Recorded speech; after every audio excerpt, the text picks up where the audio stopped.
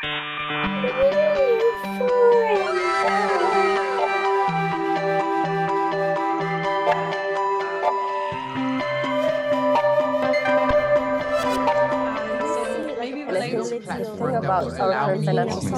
everyone, today we're deeply honored to welcome Puja Ohlhaver as our keynote speaker for Identity Hackathon.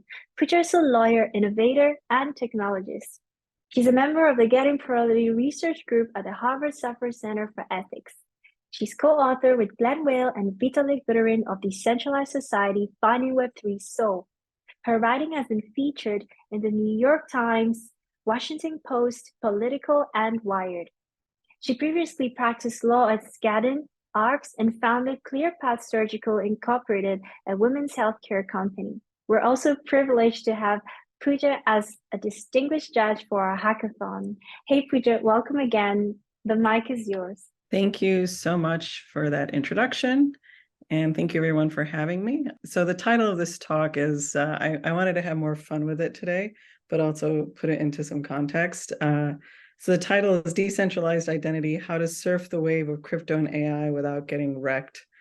And I should put like in parentheses individually or, societally or planetarily. So this is a broad talk. And I want to start by just kind of, suggesting like, what do these two things have in common? Some might say tokens, and that it's a very cute answer, but that's not actually the answer. I actually think identity, decentralized identity in particular, is the key overlap. And it's actually the key to riding both of these waves in a way that doesn't get us, individually or collectively totally wrecked. In my opinion, identity is key to actually unlocking both of these trends. And to illustrate, I actually do want to put this in the broader context, and I want to highlight how identity can solve some of the major pressing legal issues that happen to, be both afflicting crypto and AI today. If you're familiar with crypto, you're familiar with the wave of enforcement actions that we're seeing in securities laws. And we're also about, on the cusp of a flurry of litigation and lawsuits about frontier models training off of copyrighted data hoovered up from the internet. To be clear, I don't actually think the problem here is the intent of these legal regimes, but really the conflict here is arising from what were analog systems that aren't really neatly mapping over to a digital computational age very well. And I think my contention is that decentralized identity is key to resolving these tensions in a way that not only respects the spirit of these legal regimes, but actually does a better job while returning sovereignty to groups and communities with rich subsidiarity. So I'm going to start with crypto, and in particular, its securities problems. It's an area I'm very familiar with. So let's take a step back. What does the Securities Exchange Commission do? I'm sure none of you were expecting this in a talk about identity, but I think it's important to make the bridges here. What does SEC do? Well, its stated mission is to protect investors, maintain fair, orderly, and efficient markets, and facilitate capital formation. That's kind of a mouthful of words. But what it's actually doing, in my opinion, through the 33, 34, and 40 Acts, if you put on your law and economics hat on, an easier way is to look at it as basically a third party that's forcing information disclosure from managers who know and control more than their investors who can't know what they don't know. In other words, there is an information asymmetry in capital markets, and their job, as they see it, is to correct for this information asymmetry, unless we want markets to be hampered by adverse selection and moral hazard. So why does this matter? What is adverse selection? Well, adverse selection happens when one party in a transaction has more information than the other, leading to the less informed to make suboptimal decisions that makes everyone worse off. So we're most familiar with this in the case of the used car markets. If buyers can't distinguish between high quality cars and low quality cars or lemons, they might offer a price that reflects an average quality. And knowing this, sellers of high quality used cars might be reluctant to sell at this average price, leaving the market saturated with low quality cars. In capital markets, if buyers don't know the value of a project, firm, or protocol, they offer less. And when sellers believe buyers can't properly discern, they don't publicly list in capital markets, but rely on private funders. And the result is truly good projects are deterred from selling in public markets, leaving the market saturated with average or subpar projects, vulnerable to rampant speculation. And everyone here is worse off because the legit projects have a higher cost of capital while the scammers thrive. And of course, the paradigmatic example of this was the stock market crashes in the early 20th century, including the 29 crash, which motivated the SEC. And here, again, investors couldn't distinguish between solid investments and speculative bubbles, leading to adverse selection and ultimately a very devastating crash. Moral hazard is another problem, and this happens when one party takes on excessive risk because they believe they're protected from the negative consequences of that risk. So in the context of firms or protocols, controlling actors or managers might undertake riskier actions knowing that investors, are not aware of them. And both of these happened most recently in the 2007 financial crisis, when mortgage originators, for example, lacked incentives to vet borrowers because they could just pass off the risk to buyers, backstopped by the government. This was moral hazard. And risky mortgages, in turn, were bundled with less risky ones, so it was difficult for buyers to discern actual value or risk. And this was adverse selection. So all fine and fair, you're probably thinking, but we're talking about open protocols, not companies, and there are no information asymmetries. Well, the reality is actually, whether it's an L1, L2, or a DAO, there are pockets of asymmetric information control, and they're just expressed in different ways. And so the challenge for crypto going forward is to not ignore these information problems in markets and in crypto markets and bury our heads in the sand, but to actually solve these problems better than any agency could and computationally. And my contention is that decentralized identity can do this. How? Well, let's take a simple example of a token voting protocol, one token, one vote. From the outside looking in, it looks like this rich ecosystem. You see the distribution of tokens across all these wallets, and it might look like this healthy protocol where no single entity has 51% influence. And there are all these little fishes or accounts, and they're all making these votes. But as anyone who's ever experienced a rug pull knows, in reality, there actually could be a whale who's split their tokens amongst many wallets and is hiding their influence and waiting just for the right moment to loot.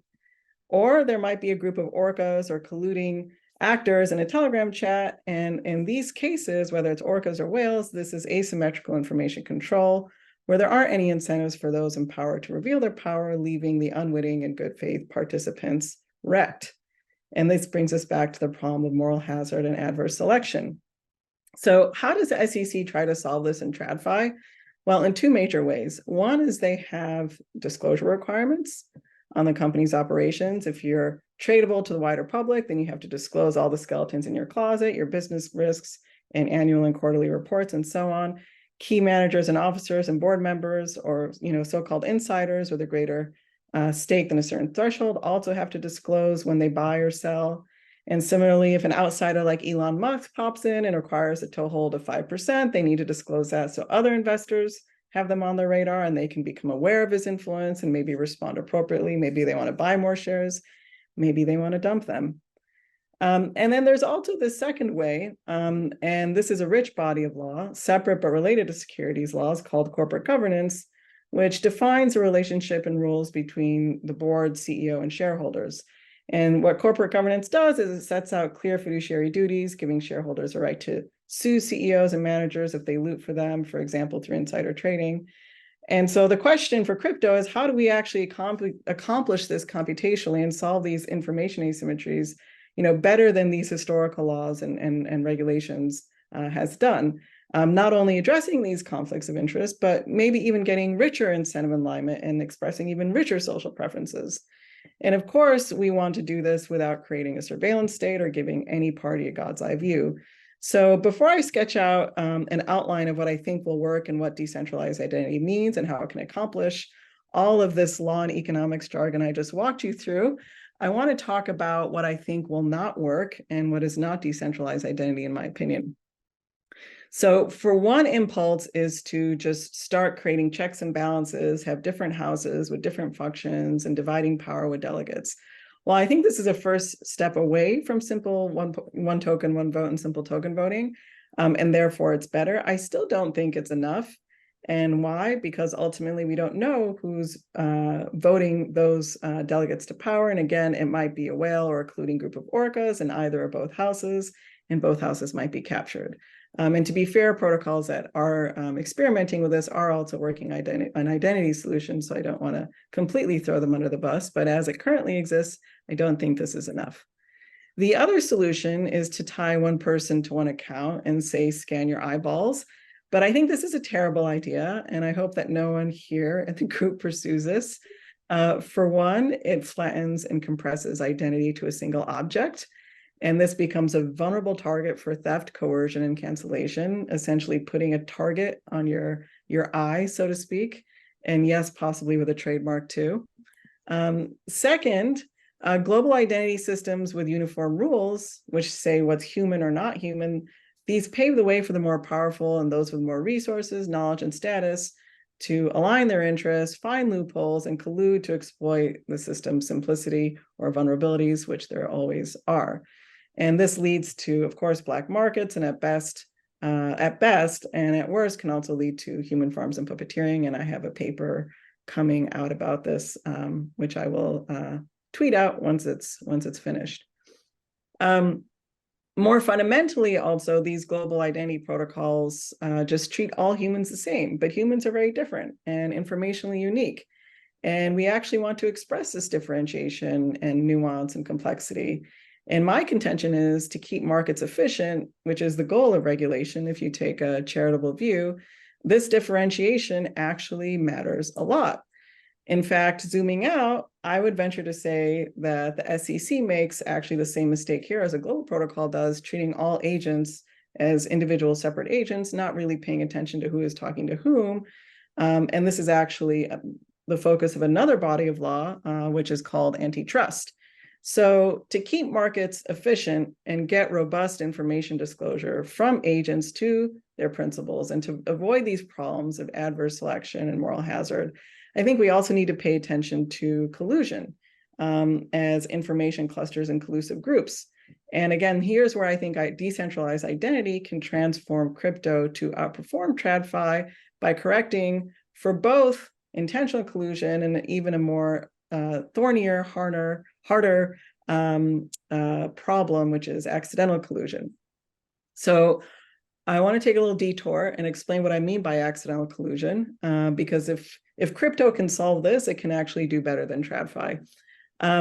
So what do I mean by accidental collusion? Essentially, it means when there's no intention to collude, but that ends up being the market outcome anyhow. So let's walk through a simple experiment. And this is actually motivated by my friend Glenn's book, Radical Markets, Chapter 4. I encourage everybody to read it. Imagine you have these 4 different populations, and they're just distinct. They're not even talking to each other. And imagine, they're kind of like own ecosystems. And imagine each of these pools of people or fishes, delegate their voting power to 4 different managers. And here we can call them asset managers. And they give them their tokens or their money, and these asset managers figure out ways to maximize their return and vote in their interest, and they take a cut. Pretty standard, simple model for delegation. Now, say these asset managers do the prudent thing and they buy a stake across all rivals in an industry, diversifying across risks. So for example, a stake in every major airline. This seems like the right thing to do, right? But actually, it's holding all the rivals. By holding all the rivals, they have an incentive to vote as shareholders to pressure CEOs of those rivals to cut salaries, to cut research and development, and to discourage price competition, to maximize their industry-wide profits at a loss of competitiveness, innovation, and growth. So what looks like healthy competition on the surface actually are economic incentives which lead to unintentional or accidental collusive behavior that is indistinguishable from a pack of orcas colluding to exert uniform anti-competitive pressure on an entire industry. But it gets worse, right? Because all these airlines start getting pressure from these packs of orcas, right, to act in the same way, cutting R&D, lowering innovation, less price competition. So essentially, they become indistinguishable also from a pack of orcas colluding to extract most from their customers without greater reinvestments in innovation and so on.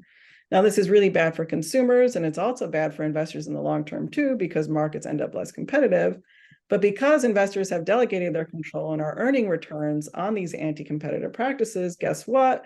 They too end up looking like a pack of colluding orcas. So what we have is actually a vertically integrated, collusive supply chain of capital, asset management, and industry that from the outside looks very competitive and looks very innocent, but in reality has all the characteristics of monopoly at every layer of the market stack that benefits these actors individually, but at a cost of loss of competitiveness, innovation, and growth to the overall market. And so this is what I mean of a case of accidental collusion, or another way we've described it as accidental over-coordination because of correlated interests. So I know I've totally confused everybody now because we were initially talking about securities regulation, and now we're talking about market power and competition and antitrust.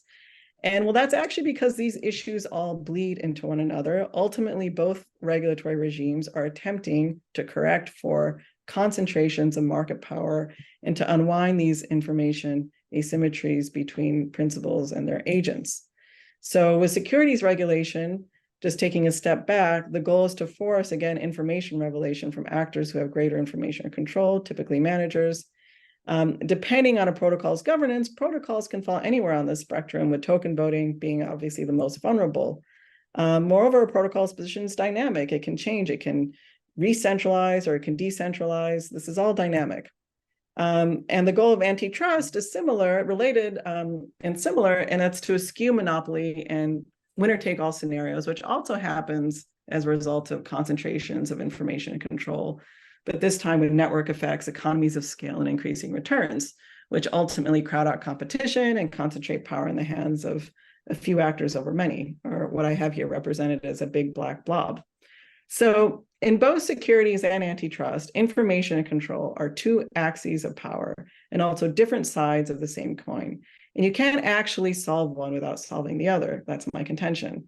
And the promise of crypto is to actually decentralize power computationally and do better than either the SEC or FTC could do on their own, and bring the principles of securities and antitrust regulation out of the analog age and translate them into the digital age.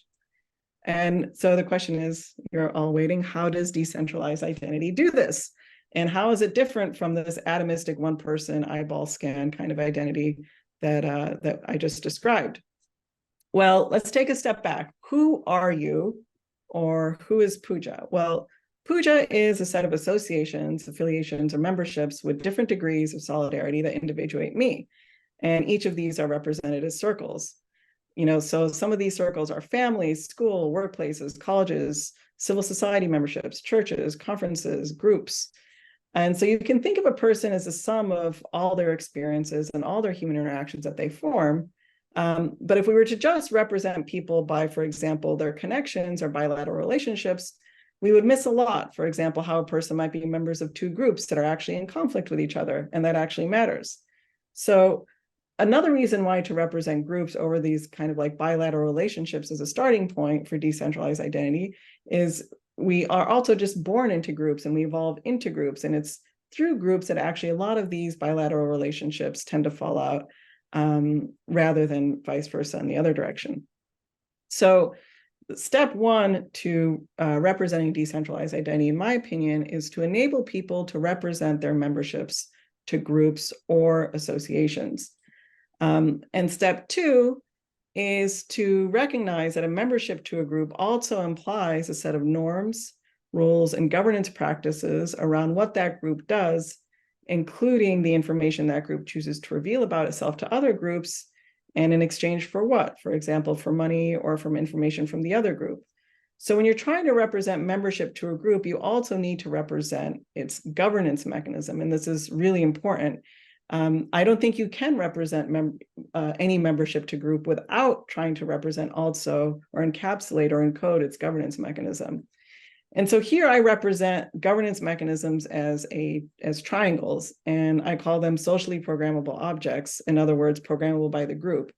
And these triangles or socially programmable objects, what they do is they confer rights of participation to the group, and importantly, make explicit the group's governance mechanism over how it communicates, And what is communicated to people outside the group? In other words, it makes explicit the mechanisms around the group's privacy expectations.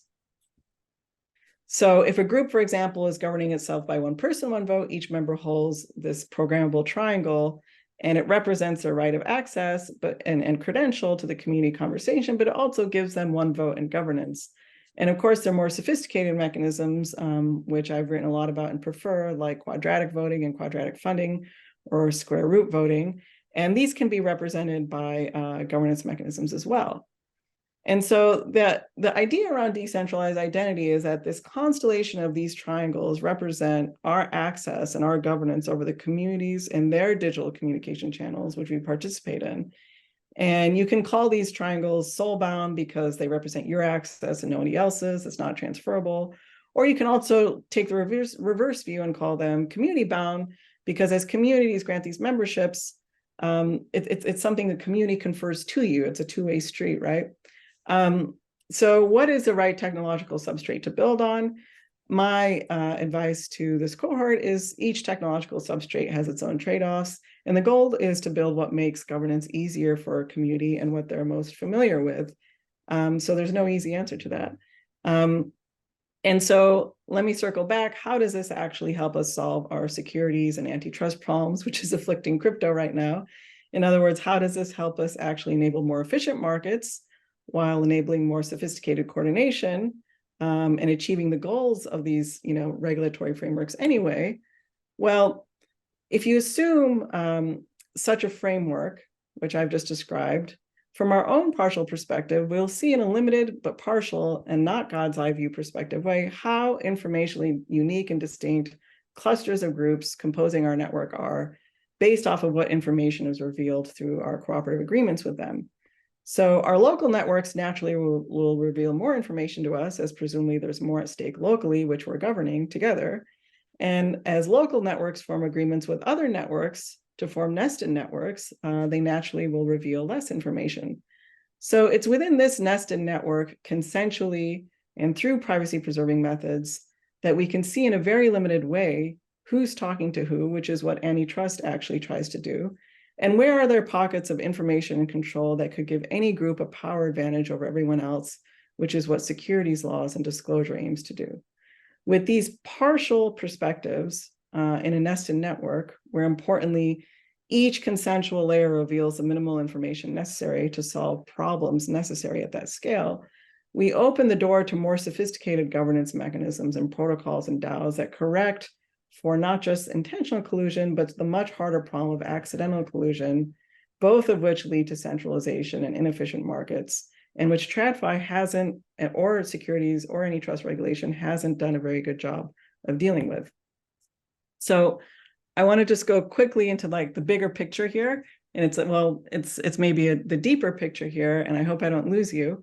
I want to explain how exactly it does that.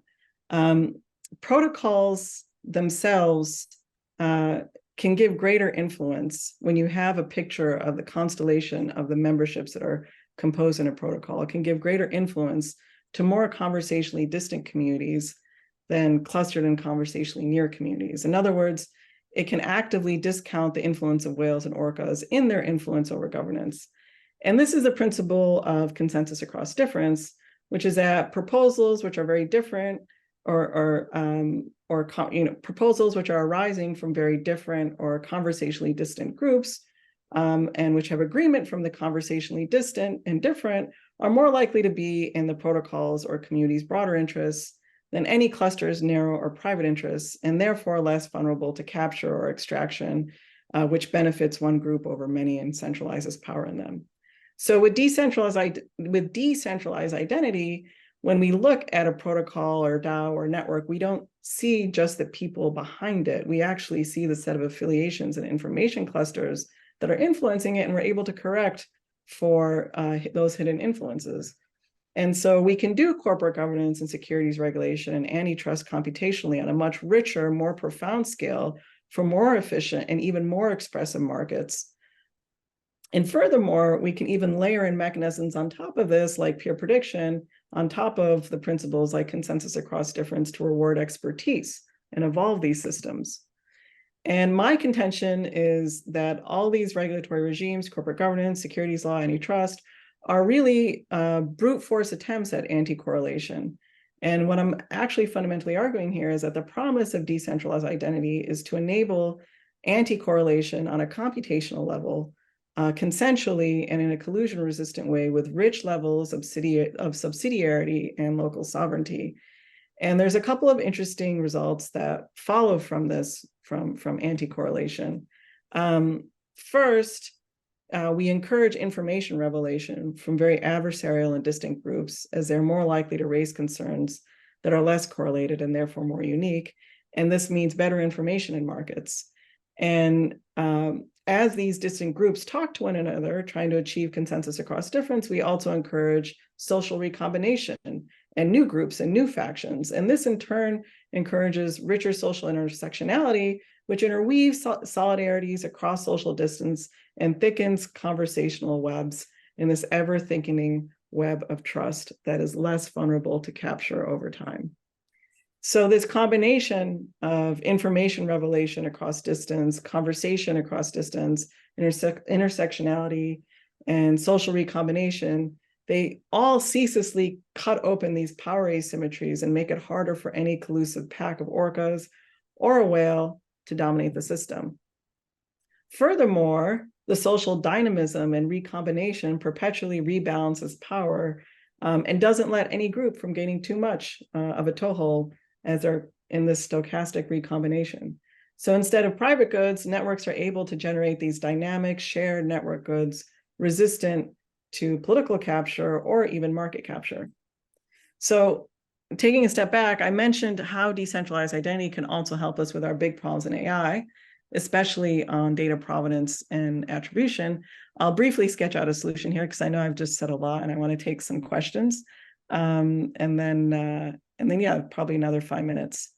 So when it comes to provenance in AI, we don't care really in the question of like deep fakes, which are about to like, at any given point, flood the internet. We don't actually care whether these deep fakes come from people or bots. What we actually care about is how close those people or bots are to us and our groups, so we can focus our attention. When we have group representations, which is what I'm saying decentralized identity is, we're able to trace information provenance to their origins and their social origins. And in particular, we're able to tell if an artificial generation arose from a very socially distant group without conversational overlap, or whether it's come from something that's from closer, a credible conversational cluster, which we need to address. So measuring groups and associations gives us this measure of social distance for attention curation. Copyright is a similar point. Already, LLMs train off our data in the information commons to build these powerful models, which we have no residual stake or influence over. To the extent that we can put boundaries around our conversations, we're able to allow frontier models to train off of our data sets and maybe get compensated for them or have some residual stake in those frontier models, or perhaps run partially adapted models, which frontier models can train from. And our compensation wouldn't necessarily just be limited to, say, us as individuals atomistically, but the conversations that we have with one another as groups, as all conversations are ultimately social conversations happening in groups. Even more so, this opens a mechanism, the idea of representing identity of social groups opens a mechanism for alignment and risk management of these frontier models. The more diverse groups that are participating, the greater correction for partial bias, the easier we can wring out idiosyncratic risk, so we can focus on the deeper systematic risks. And this was a topic of a much larger talk I gave back in May with the Foresight Institute and Radical Exchange. So if you're more interested in the AI applications, I would encourage you to take a look at that talk. And if you're also interested more in the peer prediction mechanisms, I'd also encourage you to watch a talk I recently gave to DeSci Berlin. But for now, I will stop here. And I hope I've painted a picture of the kind of sweet spot we're aiming for with a decentralized identity and how this can ultimately help us surf this wave with the two biggest trends in technology, riding their virtues, not getting swallowed up by their extremes or vices, avoiding the regulatory complexity and headache, I would say, and hopefully achieving a pluralistic ecosystem whose complexity we want to represent and not write over. So, these cute little creatures can also thrive alongside these other larger, magnificent creatures. So thank you. Thank you so much, Puja. This was amazing. And yeah, we're open for questions. So if anyone, yeah, Stephen Klaus, yeah, amazing. Thank you. So if we have any questions, yeah, please go ahead and ask. Yeah, sure. So I'm Sofiane. I'm the co-founder of NewCoin, which is a decentralized algorithm. So our goal is to use algorithms to achieve identity proxies that are based on data footprints. Our focus is what we call proof of creativity. So the goal is to establish like an identity proxy that reflects all the history of positive feedback that someone received across the internet. So very, very relevant, like, and I will definitely watch the other ones that you just recorded. So thank you so much. Very inspiring as well. I guess my question would be around how you see this transformation from basic today, which is an amalgamation of corporate networks and identity network effect around platforms like Google and Facebook and so on, and the shift to sovereign identity, where basically the network is like hosted by agents as opposed to being hosted by a central core.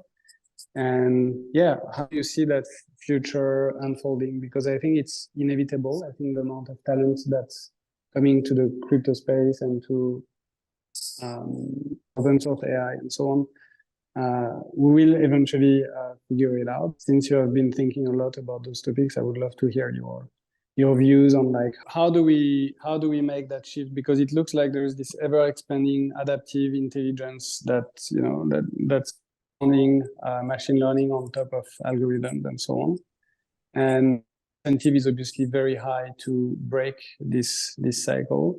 So do you see it coming from like more, I don't know, DAOs or GitHub communities or and what's your kind of like vision for humanity shifting, and how does it look like in terms of time scale and so on?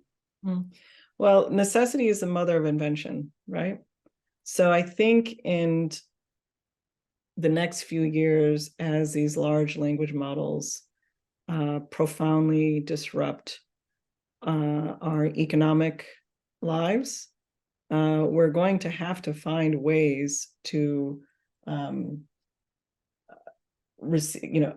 be apportioned to still create value and be compensated for that value and have some semblance of markets, unless everybody wants to throw in the towel for automated luxury communism, which I personally don't want. And I think that's there's lots of risks there and centralization.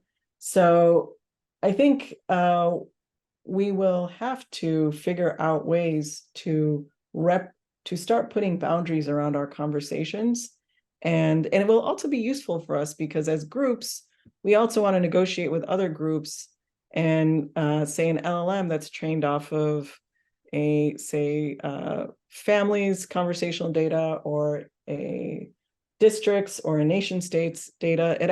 These can be very useful in forming cooperative bridges with, say, other nation states or other districts, or even when there's like interfamily conflict or even like interspousal conflict. So I think we're going to see all these use cases for AI where they're representing not just you as an individual, but they're actually representing groups, and they're helping groups negotiate outcomes better than they could individually themselves. And so that's like a very powerful use case. And to do that in a way where, say, your adversary doesn't pick up on your LLM, copy paste it, and then game you out requires you put some boundaries, right, around that, around your data and how you govern this community LLM. So I think I don't know where the shifts will, when the shifts will happen, but I don't really see another way forward unless we all sort of throw in the towel and subscribe to automated luxury communism, which I don't want to do. I hope that answers your question. Right. Yes, I think that's brilliant. I think that today there is this kind of, and it started with social media where you have a blurry line between data and IP, where people are throwing a lot of, bits and a lot of like text and images and so on. But some of it, I would say, if you look at crypto Twitter or AI Twitter, it's actually IP and it's a very, creative content and so on.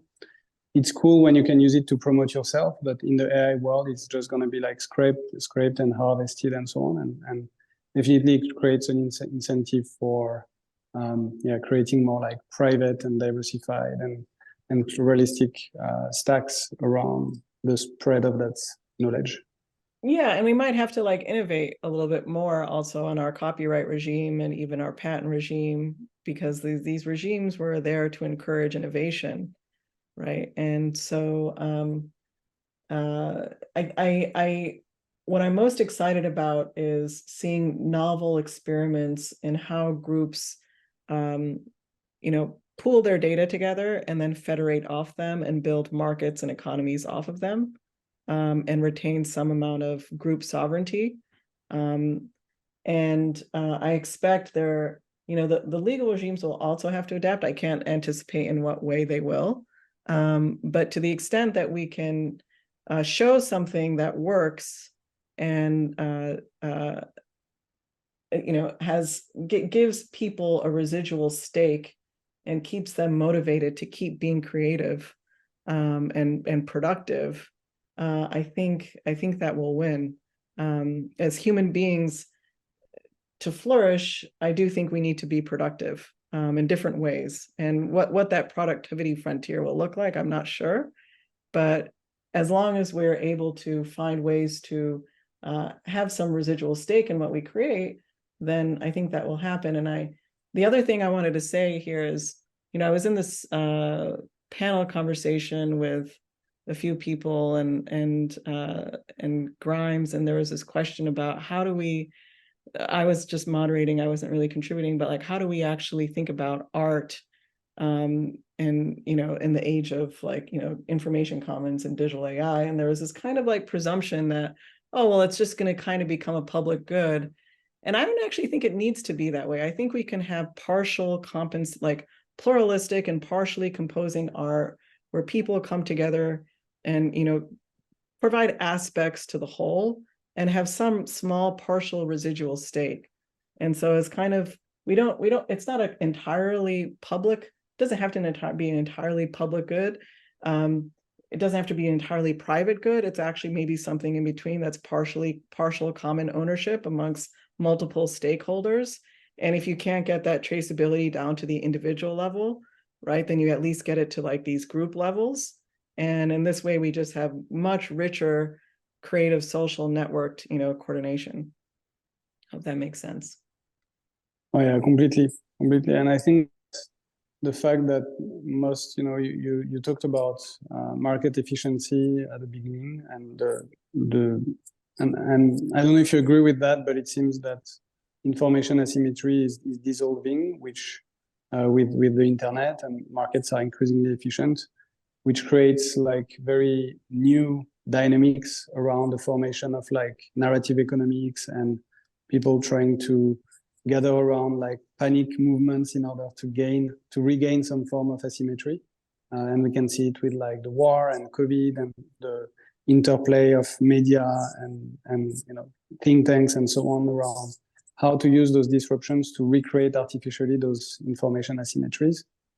On the other side, you have the beauty of this exponential creative economy where you have actually a lot of asymmetry to find there and a lot of ways to interface finance with creative endeavors.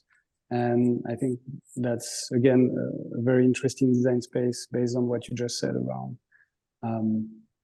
how conclusion will create the necessity for self-sovereign communities, data cooperatives, and all forms of ways for people to leverage this new stack.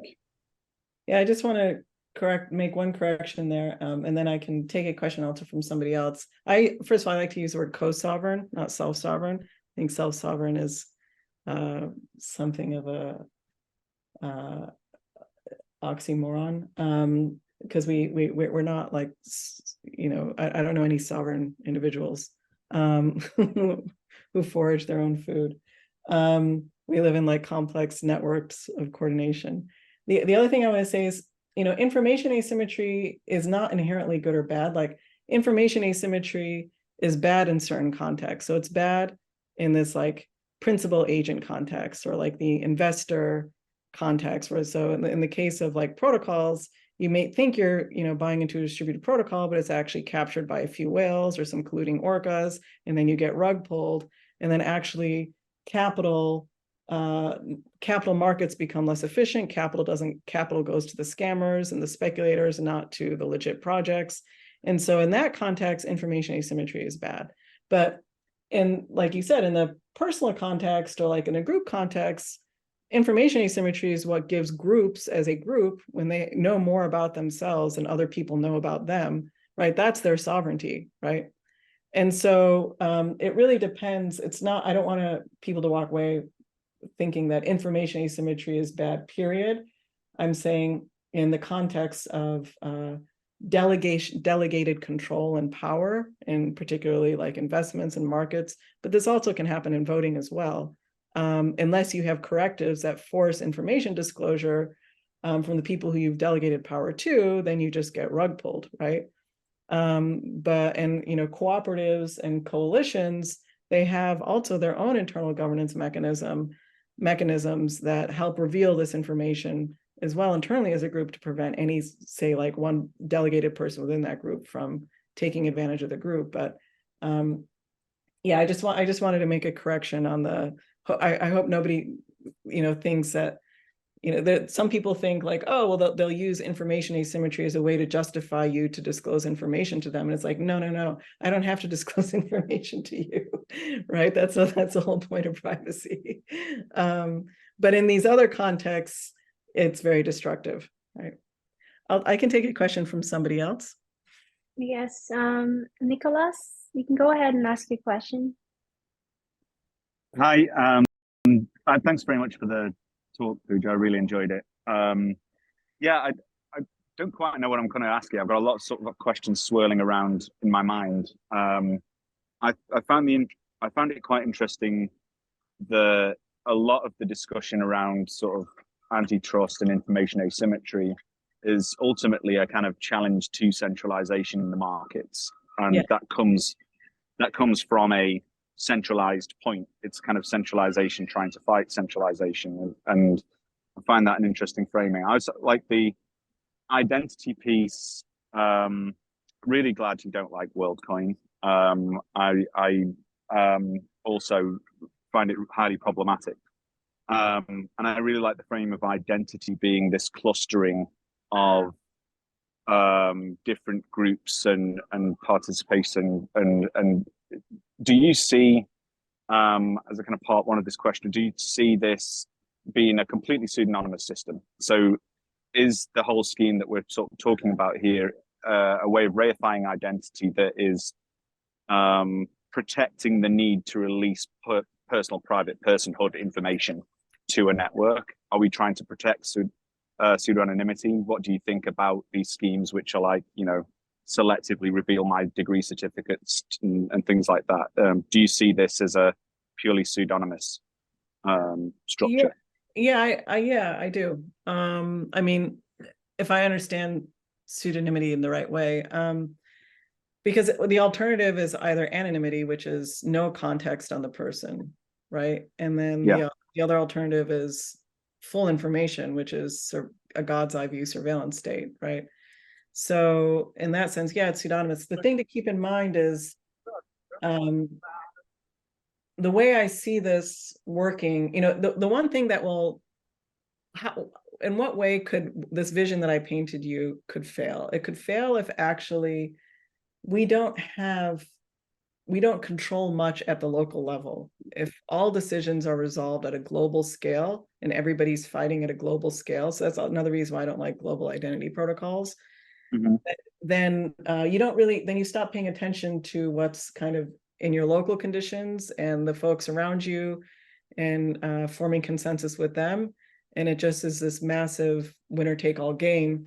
And in that sense, it wouldn't work. But as long as we have some amount of power and subsidiarity, when I mean subsidiarity is power is pushed more down at local levels, and then, composing into, higher forms of coordination, as long as there's more power where we are locally, then, we can build these richer cooperative networks without risking this surveillance God's eye state, in my opinion. And the reason why is when I form, say, a cooperative agreement, in my township, say somebody in another township, or like as a nation state, we've, several districts come together.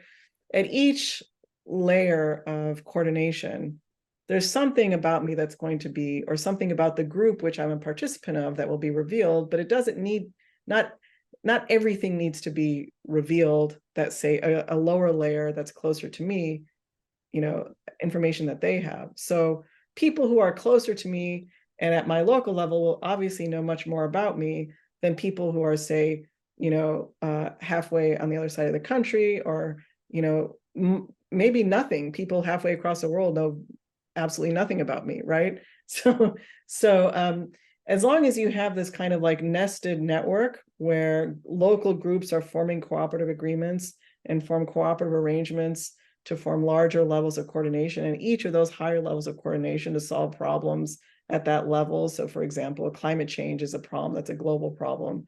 As long as, the only amount of information that's like revealed is what's necessary to solve that problem, then I think we can preserve this subsidiarity and prevent this God's eye view. But if we kind of give up on local control and expression of identity in our local groups, and we all are just fighting, to control a global protocol, then I think it becomes very dystopic and much more vulnerable to the kind of God's eye surveillance, and moving far, much riskier, a much riskier step away from pseudonymity. I hope that makes sense. Yeah, it does. I kind of agree. I think there's, we can have local personal interactions outside of I think it becomes dangerous when we're putting personal data onto an immutable blockchain, and that's perfectly publicly open and available. And I think there's ways to build these systems in a local context where we can have that, face-to-face stuff out. It's just a matter of what we put into these systems. Just a kind of final sort of brief question, and just throw some ideas. It seems to me that you're pushing for a very sort of emergent and organic governance system here. That's like a networked forms of identity, and it's going to be kind of slow and organic, and perhaps less direct as you would get in a centralized system. How do we sell that? Like the community LLMs are, right. So these things, to the extent you have like and this is where AI can like maybe accelerate decentralized identity, because groups will want to represent themselves, but in order to represent them, have an LLM represent them well, it needs to train off of them, but they don't want the weights and biases of their LLM to leak or something like that, right? And they don't want like the data, the data training set to leak as well. So they're gonna have to find, different groups are gonna have to find ways to create different containers around their data, and then use these LLMs to their advantage to help them bridge conversations with, adversaries or with cooperators, right? And so I think actually that is kind of the maybe use case that will motivate how we structure. This is like a completely, this is a green field, right? So totally. it's there's a lot of ways you can go about it. Radical Exchange has done a lot of kind of theoretical work on data coalitions, but actually how that gets implemented and what kind of privacy preserving methods you're going to run over data coalitions and what are the containers and the structures. Like, I don't expect it to look kind of anything like what we have today, right? And so that's like really the kind of innovation opportunity. But of course it's tricky. You come up with a structure and you want, and it's maybe good for a group, and then maybe a bunch of other groups adopt it, but that also becomes a uniform, attack surface that's not so different from a global protocol. So you actually want lots of different experiments. So sort of less, underlying correlation between all these different mechanisms, and kind of just like a plurality of experiments. So we don't have this kind of risk of all systems being hacked at once, right? Totally. Yeah, I couldn't agree more. I could talk to you for hours, but thanks very much. Thank you so much, Nicholas and Sofian, for your questions. Thank you so much, Puja. We've been talking to a lot of projects in the space for the last couple of weeks that are focused on identity. And going back to your quote of like necessity is the mother of invention, I'd like to kind of take a step back and also add that not only necessity, but in a way, unfortunately, making profit is also the mother of invention, especially when you look at crypto, right? And so we've had a lot of people during the past week say, decentralized identity is the holy grail of use cases. It's a puzzle, it's fragmented, everyone's working on it. And you partially answer this on like, how do we move forward? How do we sell it? But what is your take on not only necessity, but also profit coming in? Because unfortunately, especially with crypto, that's how we're going to sell it, right? So how do you view this more from a less theoretical, but more like, how do we go from theory to practice? Well, as I said, like, unless we figure out ways for groups to put containers on their data and federate, negotiate the uses and abuses of them through federation or whatever privacy preserving method, then like we're actually like, then they don't have a way to make money. Then it's like automated luxury communism, right? So what we're actually, I think the tricky thing here is decentralized identity is almost like, if you look at like the physical world, like I'm looking at my window right now, we have all kinds of property rights. We have commons, we have partial commons, and we have our houses, right? And we kind of built the internet without these like rich set of property rights, right? And so decentralized identity is a first step towards that, but people get confused because they kind of like think, oh, well, I need to represent like, my home, my castle, right? But the reality is our data is shared data. Even my genetic data comes from my family. If I, go to 23andMe, I'm not just doxing myself, I'm also doxing my future generations and my past generations. It's like an interesting thing, right? Even our biological data, shared data. Even our musical preferences, right, are kind of socially conditioned, right? And so there's all these things that, and I'm not saying this all should be shared data and we should all collectively decide it, but I'm saying we've kind of erred too much on, I think, on the this sovereign individual conception. And the reality is most of our data is shared data, and we need to figure out how to put containers around that and bounds and fences as groups. And that is actually what's going to unlock a very rich market and enable us to like keep making money and do interesting things and not sort of like, just succumb to a future of like UBI or something like that. So, when you're pitching to investors, it's like, well, we're actually solving a kind of, it's like a market structure problem, right? We're introducing new primitives to unlock greater markets, because right now the markets are just, they don't really exist, right? Even like your emails, if you use Gmail or something, like you don't really own that. I'm just trying to think of the things that are actually like belong to you as an individual, right? But it's also, so that's just like one thing. The second step is like the interesting stuff, the stuff that makes us creative and forms, you know, the basis for like breakthroughs and discoveries. And that's the stuff that comes from conversations from people. And I encourage you to look at this talk. I think DeSci Labs will release it tomorrow or in the next few days about encouraging breakthrough innovation. And my whole point there is actually that innovations happen at these weird intersections of people and conversation with each other. And so to kind of keep moving and advancing as a civilization with increasing returns, to the extent we can represent this like social data and allow the expression of social preferences, I think we're going to unlock a lot more wealth creation than we've seen in the past like 100 years. Like I'm all for economic growth and wealth creation and market efficiency. I just think that we have like caveman tools for that right now, and decentralized identity could be one of those primitives that really unlocks a lot. So I think with that, hopefully that answered your question.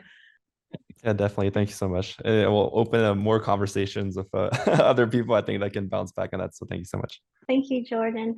There's like a last question I wanted to ask. So how does this model around community signal for identity against collusion apply to on and off chain data? And what ideas would you give to builders? Because there's going to be a lot of builders watching this to start on to make this a reality. And are there some key design spaces that you see are needed for this work, to do this work?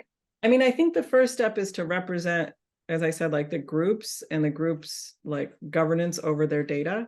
And once people start having groups and those groups start forming like agreements with each other, cooperative agreements, then you start to get this like natural social substrate. And it might just be with like community LLMs and something like that. And then it's like, then you can start doing the anti-collusion, like correlation discounting or anti-correlation mechanisms I'm talking about. But you first need to get, you know, something that's useful for people out there to like want to join a group and like, you know, put a boundary around their conversation and like maybe make an LLM to help them talk to another group or something like that. Like, you know, you need to first start there, and then these richer anti-correlation stuff, you know, and some groups will be much more credible than others, you know, and then you can start doing these like much cooler experiments. Yeah.